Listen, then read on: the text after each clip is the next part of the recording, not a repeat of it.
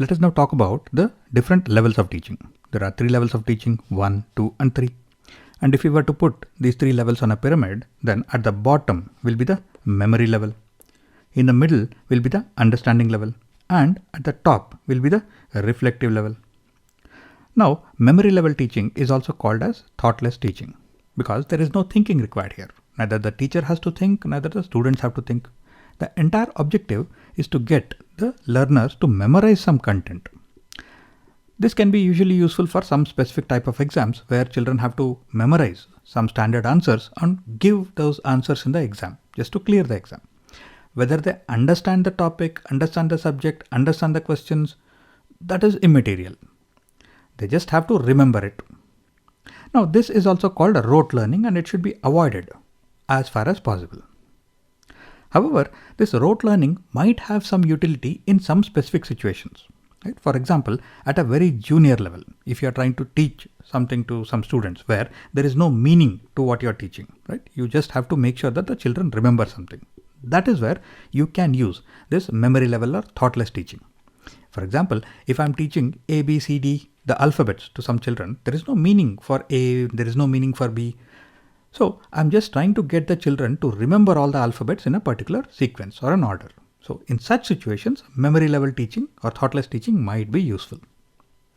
Next comes understanding level or thoughtful teaching. Here, some level of thought has to be given by the teacher and by the students as well.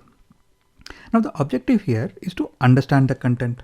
Right? For example, if I'm trying to teach you the concept of triangles, you have to understand the concept of triangles first, the concept of area.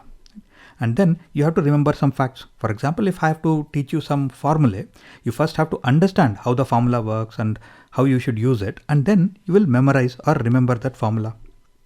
And then if I'm teaching you, say, geometry and trigonometry, then I'm also trying to teach you the relationship between different topics or different subjects. So here the learners will gain a certain degree of command or expertise over the content. They will not become complete experts, but they will gain a large amount of expertise. Now, this is useful for all higher level classes, whether it is school level teaching, degree level teaching, or even master's degree level teaching. 90% of the teaching that happens in the world happens at an understanding level. Next comes the reflective level. This is also called as the upper thoughtful teaching. Here, the objective is to gain expertise. And here, the teacher is just acting like a guide. For example, in research work or project work, where the learners are doing the research, they are going deep into the subject. Here, the guide is ensuring that the learners stay within the boundaries and they are focusing on the right things. So, lot of the learning is being done by the learners themselves. And this is the highest form of teaching.